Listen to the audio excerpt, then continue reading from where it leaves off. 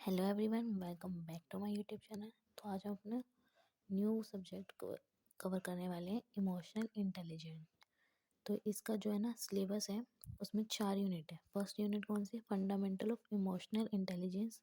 Second है personal competence. और third है सोशल कॉम्पिटेंस। एंड फोर्थ है emotional intelligence measurement and development. तो हम इसमें यूनिट फर्स्ट करने वाले हैं, फंडामेंटल्स ऑफ इमोशनल इंटेलिजेंस। तो इमोशनल इंटेलिजेंस क्या है? तो इसको पढ़ने के बाद ही हमें समझ में आ रहा है कि ये इमोशन से जुड़ी है, हमारे मनोविज्ञान से। उसका इसको बोलते हैं ई क्यू। जैसे आई क्यू होता है, वैसे E Q. Emotional intelligence is the buzzword of today.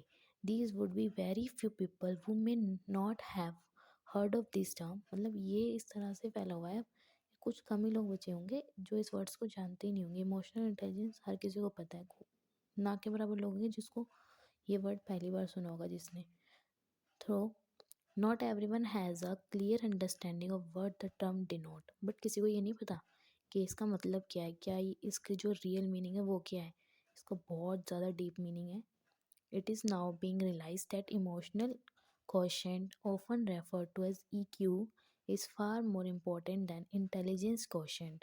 IQ से ज़्यादा इम्पोर्टेंट है EQ, अपने काम के लिए, सोशल इंडिविजुअल आउटकम्स के लिए। इन सब के लिए हम जिम्मेदार। हम आज तक समझते हैं कि IQ बहुत ज़्यादा इम्पोर्टेंट है, बट IQ से ज़्यादा इम्पोर्टेंट है EQ, फार मोर इम्पोर्टेंट दैन IQ। ठीक है। Emotional intelligence can B said to be an individual's ability to effectively manage emotions of self as well as of others around them। तो emotional intelligence हम क्या कर सकते हैं? खुद के इमोशंस को मैनेज कर सकते हैं इफ़ेक्टिवली, और साथ साथ सामने वाले के इमोशंस को भी हम मैनेज कर सकते हैं। हमारा EQ अगर ज़्यादा होगा तो हम बहुत अच्छे से समझेंगे सामने वाले का जो इमोशंस है वो हमसे क्या कहना चाहता है, क्या एक्सपेक्टेशंस हैं और क्या नीड्स हैं, वो सब हम बड़े आराम से समझ जाएंगे।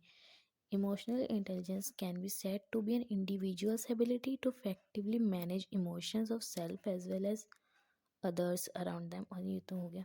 It is the individual's capacity to recognize, understand and manage the feelings of self and others। तो ये हमारी कैपेसिटी को रिकॉग्नाइज करने के लिए, हम अपने अंदर समझने के लिए कि हम अपनी फीलिंग्स को समझ सकते हैं कितना, और दूसरे का भी साथ साथ, और कितना हम अपनी खुद की फीलिंग्स को समझ सकते हैं।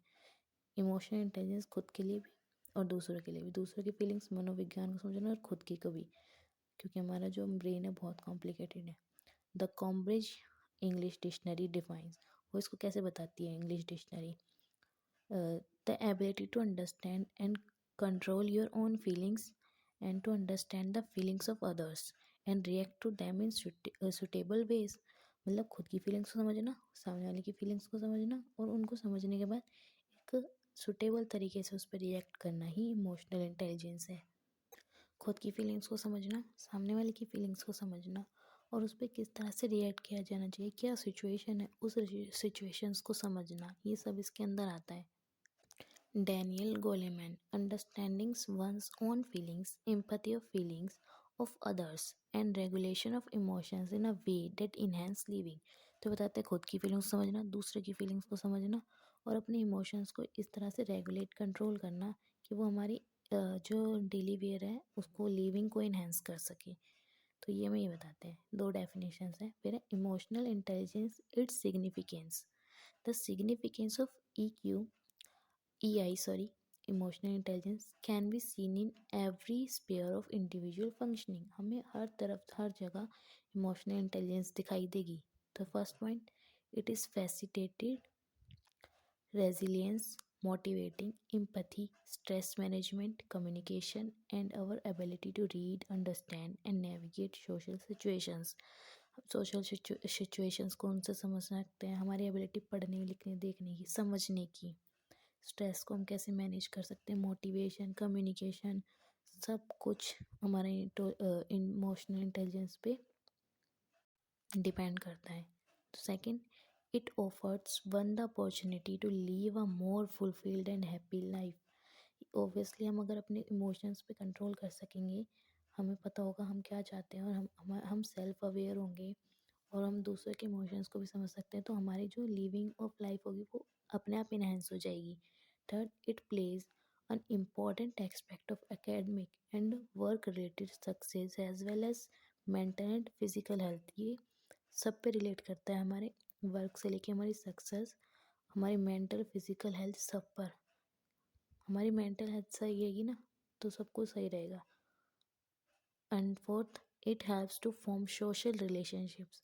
ये सोशल रिलेशनशिप्स बनाने में हमारे जो संबंध है किसी से भी, भाई बहन फ्रेंड्स, सबसे जो रिलेशन है उसको बनाने में भी इसका बहुत बड़ा हाथ है। तो understanding emotional intelligence has been looked at from different perspective. सब इसको अपने अपने पर्सपेक्टिव से देखते हैं। These perspectives have been given in the form of modules to understanding the concept को समझने के लिए इनको मॉड्यूल के फॉर्म में दिया गया है। इसमें 4 मॉड्यूल दिए गए थे, बट हम 2 मॉड्यूल करेंगे जो ज़्यादा इंपॉर्टेंट है। तो एबिलिटी मॉड्यूल, हमारी क्षमता का module. This module was given by Salovey and Mayer. The 4 aspects of this model, तो इस मॉडल के 4 एस्पेक्ट हैं। परसीविंग इमोशंस फर्स्ट है, it includes the ability to recognise and distinguish one's emotion within oneself and others.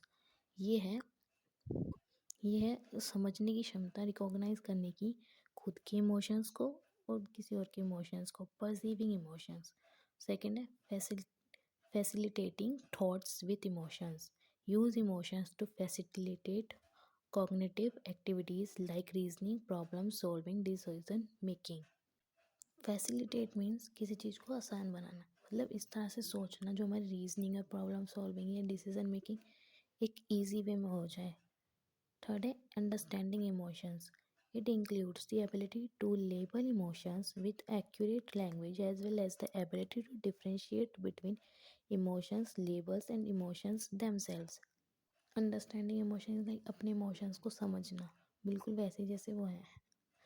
और fourth है managing emotions, अपने emotions को manage करना, कंट्रोल करना। Ability to accept own feelings and modulate them in a manner so as to promote personal growth. मतलब हमारे जो emotions हैं उनको इस तरह से वो करना, उस तरह से चेंज करना, मॉड्यूलेट करना, जिससे कि हम उसको अपनी ग्रोथ में यूज़ कर सकें। मतलब खुद को मोटिवेट करना, अगर हम दुखी भी हैं तो मतलब कि उससे हम किसी न किसी तरह से अपनी मोटिवेशन ले आए, उस तरह से अपने इमोशंस को वो करना। लाइक सब कुछ अच्छे के लिए होता है, ये इस तरह का मैनेजिंग इमोशंस हो गया। हमारे साथ कुछ गलत हुआ है, हमने कहा नहीं सब कुछ अच्छे के लिए होता है, हमने उसको गुड वे में ले लिया अपनी पर्सनल ग्रोथ के लिए।